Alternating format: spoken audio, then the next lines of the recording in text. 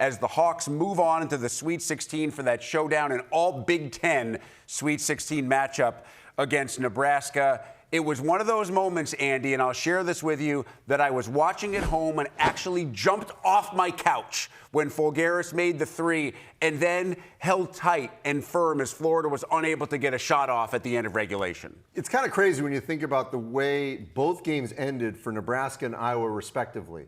I mean, they earned this Sweet 16 appearance. Nebraska with the heroics to get the lead, and then the Tyler Tanner shot that was in the basket and popped out, and the euphoria in Oklahoma City. And then this shot by Folgaris, where Bennett Sturts is a bit of a decoy, dishes it off. He hits the three, the drama there. The fact that Nebraska and Iowa are going to meet in Houston in the Sweet 16, nobody in any of those two states could have ever predicted this. Especially if you tell me, you, or anybody else who follows Big Ten and college basketball that Bennett Sturts is going to have a very off night. Didn't make a shot from three, had to be used as a decoy. Obviously, if he had been the one to take that final shot, Ben McCollum would have lived with that. But it goes to the job that McCollum has done this year, getting this roster put together.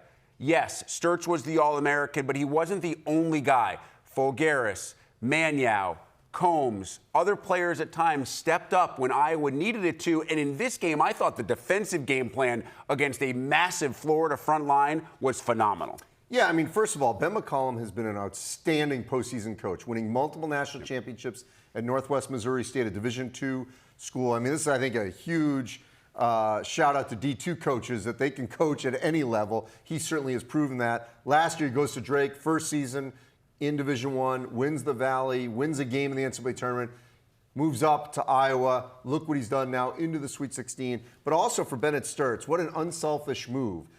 You know, most guys, I think, in that position would have tried to be the hero, take the hero shot. And yet, he made the right play. The right play was hit Folgaris in the corner. Great defensive effort for them against the Gators. And he takes down Brad Burnell, who's been a very good postseason coach, and then Todd Golden, who won the national championship last season. We'll get to that Nebraska weekend in just a second and get you ready for Nebraska and Iowa. But next, we move to one of Sunday's other games as Purdue punches its ticket to the Sweet 16, advancing to a third straight Sweet 16 and the seventh time to the Sweet 16 in the last 9 times that this NCAA tournament was contested. Of course, we missed the COVID year in that stretch as well. Braden Smith was terrific. I continue to say that I think Fletcher Lawyer is probably the difference maker for this team, and maybe more so than anything else. Trey Kaufman-Renn has figured something out over the last couple of weeks, and he makes this team, from an offensive perspective, so much better. And we can't dismiss that they win this game without C.J. Cox. I mean, he gets hurt, and there were a number of times this season, I go back to a game we had on our air at Northwestern, where they had to come back against Northwestern, and it was because of C.J. Cox hitting threes that they won the game. They don't win that game if Cox doesn't deliver there. And so here we've got a case where the big three have really stepped up in the Big Ten tournament to win that last week in Chicago, and here to get to the Sweet 16. So they have met the moment. This is their last go-around, and they have definitely answered. Well, you look at the numbers right here. Kaufman-Renn averaging 22 per game in the NCAA tournament. Braden nearly a double-double. And I think it's really important when you look at Fletcher Lawyer's three-point shooting numbers. 8 of 12 from three.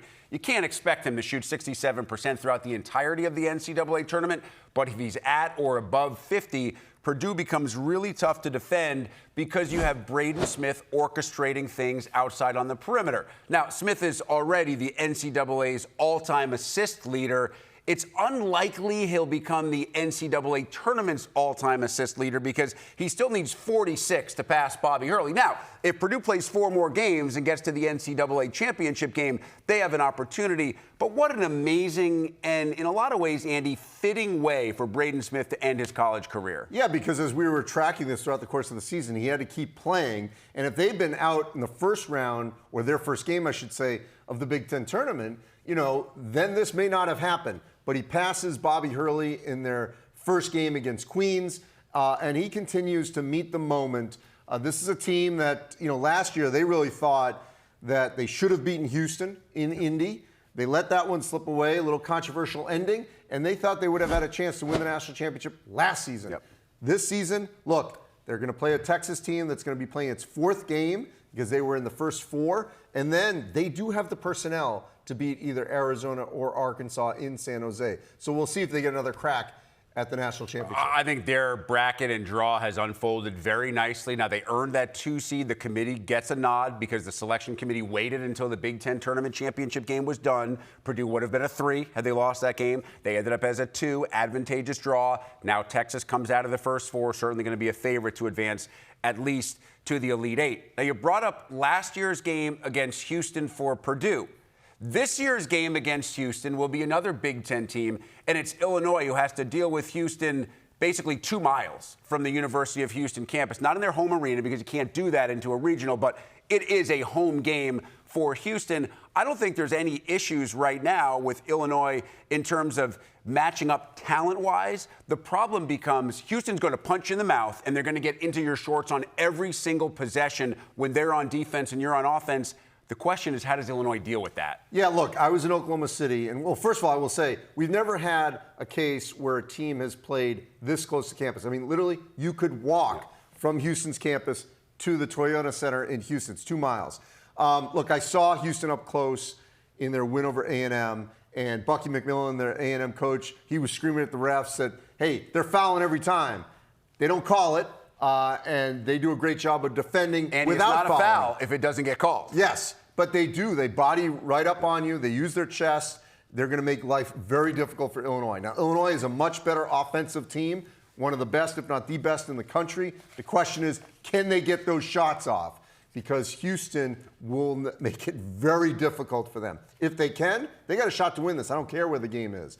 But if they can't, it's going to be very difficult because Houston wants this game, you know, in the 50s or 60s. Yep. They do not want to get, they can run, but they don't want to get in a run with Illinois. Well, I think so. Then it comes down to a lot has been made, obviously, of Brad Underwood's success going to Europe and recruiting players like the Ivasiches, like Mirkovic, like Stojakovic. Now, Mirkovic's a big dude. He can get into the paint. He's like a bull in a china shop. He can take some contact. When it comes to those other guys, the question becomes, when you grow up playing European-style basketball, that's not the style. Mm-hmm. That's the complete contrast to what Houston wants to do if they're able to control the tempo. So for me, it's a matter of how those guys play and how they physically deal with what Houston's going to provide. And I would also throw out that Kingston Flemings, who's their point guard, he has been an All-American. It is going to be a very tough assignment for Kylan Boswell. Now, the good news is that Boswell in the Big Ten has dealt with some of the best point guards in the country. Jeremy Fears, Bruce Thornton, Donovan Dent. So there's been a lot of tough assignments in this league, and now he's got another one in Flemings. Yeah, Nick Boyd would like to add himself to that list and say, I did pretty well against Kylan Boswell in our game. Obviously, Illinois looking for a little bit of a better defensive performance against the respective point guard for Houston coming up this weekend.